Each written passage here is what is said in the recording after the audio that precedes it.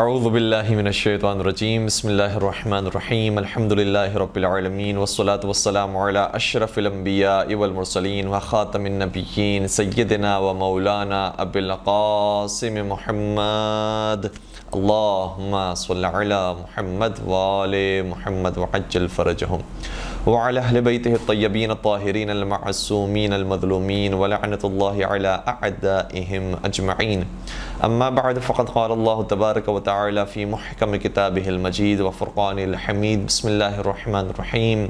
ومن يعظم شعائر الله فإنها من تقوى القلوب. درود پڑھ دیجئے محمد وآل محمد پر. اللهم صل على محمد وآل محمد وعجل فرجهم. سامعین گرامی، آج حضرت معصومہ قم سلام علیہ کی ولادت بسعادت کا دن ہے اور اس کی مبارکباد آپ تمام کی خدمت میں اور آپ تمام کی جانب سے اور ہماری جانب سے ہمارے مولا اور آقا حضرت حجت ابن الحسن کی جانب ہم اس کی مبارکباد پیش کرتے ہیں اور دعا کرتے ہیں کہ انشاءاللہ ہم سب کو پروردگار عالم بی بی کی زیارت نصیب فرمائے، بی بی کی سیرت پر عمل پیرا ہونے کی توفیق عطا فرمائے، ان کی معرفت نصیب فرمائے اور ان کے پورے گھرانے کی سیرت پر عمل پیرا ہونے کی توفیق عطا فرمائے. بی بی کے حوالے سے بہت ساری باتیں ایسی ہیں کہ جو آپ نے یقیناً سنی ہوگی اور ماشاءاللہ سے مدرسۃ القائم میں وہ اساتذہ موجود ہیں کہ جنہوں نے حضرت بی بی معصومہ قم کی سیرت پر اور ان کے فضائل پر گفتگو فرمائی ہے، لہٰذا بہت زیادہ ہم ڈیپ نہیں جائیں گے بی بی کے فضائل کے اعتبار سے. چند ایک باتوں کو بیان کرنے کی کوشش کریں گے اور مقدمتاً بی بی کی شخصیت کے حوالے سے جو موٹی موٹی باتیں ہیں وہ آپ کی بیان کرتے ہیں تاکہ اندازہ ہو کہ ہم کس ذات کے بارے میں گفتگو کر رہے ہیں. حضرت بی بی معصومہ قم سلام علیہ ساتویں سرکار حضرت امام موسیٰ کاظم علیہ السلام کی صاحبزادی ہوتی ہیں اور خاص بات یہ ہے کہ ساتویں امام کی بہت ساری اولاد تھی. ان کی بیٹی بھی بہت تھی، ان کی بیٹیاں بھی بہت تھیں اور ظاہراً روایات کے مطابق 34 یا 35 اولاد ساتویں سرکار کے بیان ہوئی ہے اور اس کی بہت سی وجوہات ہیں اور وجوہات میں سے ایک وجہ یہ ہے کہ چونکہ ظالم حکمران سادات رسول کا قتل کرنا چاہتے تھے اور آل رسول کو شہید کر کے ان کی نسل کو منقطع کرنا چاہتے تھے، تو اس طریقے سے بھی ساتویں سرکار نے آل رسول کی حفاظت کی اور اولاد رسول کا سلسلہ اور رسول کی نسل کا سلسلہ جاری و ساری فرمایا. تو بہت سارے بی بی معصومہ قم کی بہنیں اور بھائی ہوتے ہیں، لیکن شرف کی بات یہ ہے بی بی کے لیے کہ بی بی اس ماں سے اور اس مادر گرامی سے پیدا ہوئی ہیں کہ جس مادر گرامی سے حضرت امام علی رضا علیہ السلام کی ولادت بھی ہوئی ہے. یعنی حضرت امام علی رضا علیہ السلام سے بی بی کا تعلق سگے بھائی بہن کا تعلق ہے، یعنی وہی تعلق جیسے امام حسین علیہ السلام کا شہزادی زینب کبریٰ سلام اللہ کے ساتھ ہے، وہی تعلق حضرت بی بی معصومہ قم کا مولا امام رضا علیہ السلام کے ساتھ ہے. چونکہ مولا متقیان نے بھی بہت سی بعد میں شادیاں کی ہیں اور بہت سی اولاد ہوئی ہیں، لیکن جو سگی رشتہ داری بی بی زینب اور بی بی اور امام حسین علیہ السلام میں ہے، وہی سگی رشتہ داری حضرت بی بی معصومہ قم اور حضرت امام علی رضا علیہ السلام میں ہے. اور بعض علماء بیان فرماتے ہیں کہ ان کے علاوہ اور کوئی دوسرا بھائی اور بہن نہیں تھا کہ جو ان کے ساتھ سگا رہا ہو. البتہ بعض مورخین نے لکھا ہے کہ ایک اور بیٹے ہوتے تھے ساتویں امام کے کہ جو انہی زوجہ سے ہوئے تھے، ان کا نام جناب فضل تھا، جناب فضل ابن موسیٰ. لیکن بہرحال یہ شرف بھی حضرت بی بی معصومہ قم سلام علیہ کو نصیب ہوا ہے. اب ہم سوال کرتے ہیں کہ دونوں شخصیات کی مادر گرامی کون ہیں، اور یقیناً اس کا جو جواب ہے بڑا تعجب انگیز ہے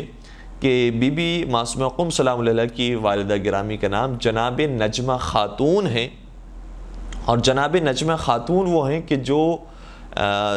سادات رسول میں سے نہیں ہیں یا قبیلہ قریش میں سے نہیں ہیں، اور یہ کہنا چاہیے کہ بلکہ عرب ہی نہیں ہیں، عجم سے ان کا تعلق ہے. اور بی بی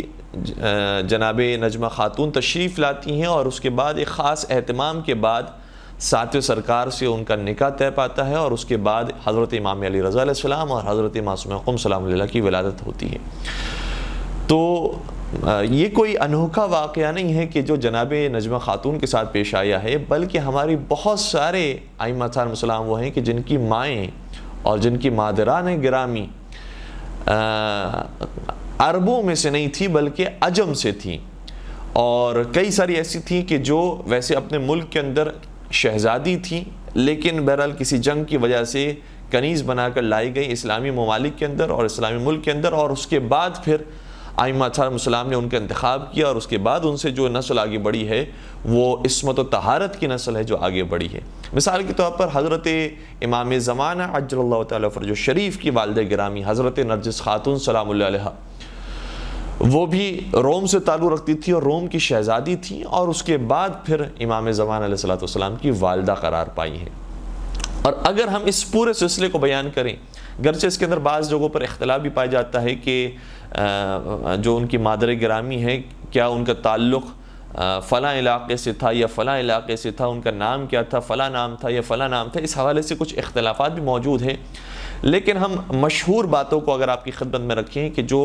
عوام الناس کے درمیان بھی معروف ہیں اور علماء کے درمیان بھی معروف ہیں، تو امام زین العابدین علیہ السلام کی مادر گرامی یعنی حضرت امام حسین علیہ السلام کی زوجہ مطہرہ جناب بی بی شہربانو، وہ بھی عجم سے تعلق رکھتی تھی، ایران کی شہزادی تھی، اور پھر کنیز بنا کر لائی گئیں، اور اس کے بعد مولا متقیان نے امام حسین کے لیے ان کا انتخاب کیا، اور امام حسین سے جب ان کا رشتے ازدواج طے پایا تو اس کے بعد حضرت امام زین العابدین علیہ السلام کی ولادت کا اہتمام ہوا۔ تو سب سے پہلی مثال ہمارے سامنے جناب بی بی شہربانو کی آتی ہے۔ اس کے بعد ساتویں امام کی والدہ، ان کا اسم گرامی بی بی حمیدہ خاتون، وہ بھی عرب نہیں تھی۔ پھر آٹھویں امام کی والدہ جن کا بھی ذکر ہو رہا ہے جناب نجمہ خاتون، وہ بھی عرب سے تعلق نہیں رکھتی تھی۔ اور پھر حضرت امام محمد تقی علیہ السلام، یعنی یہ سلسلہ جب شروع ہوا ہے، ساتویں امام کی والدہ، آٹھویں امام کی والدہ، نویں امام کی والدہ، 10ویں امام کی والدہ، 11ویں امام کی والدہ، 12ویں امام کی والدہ، یہ سب کی سب وہ ہیں کہ جن کا عرب سے تعلق نہیں ہے اور عجم کے کسی شہر سے یا لائی جاتی ہیں یا وہاں پر موجود ہوتی ہیں، اور اس کے بعد پھر ان کا نکاح ہوتا ہے۔ تو اس طرح کے معاملات ہیں۔ نویں امام کی جو والدہ کا ذکر ہم کر رہے تھے، نویں امام کی والدہ گرامی کا اسم گرامی جناب سبیکہ خاتون ہے،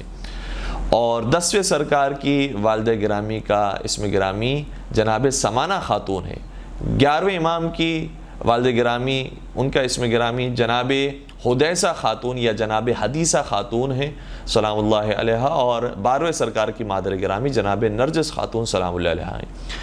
تو اس سے ہمیں کیا درس ملتا ہے؟ یہ ہمارے بتانے کا مقصد کیا تھا کہ ہم اس تفصیل کو، اس معلومات کو آپ کی خدمت میں بیان کریں، شیئر کریں۔ تو اس سے ایک نتیجہ بڑا خوبصورت ہے جو نکلتا ہے، وہ یہ ہے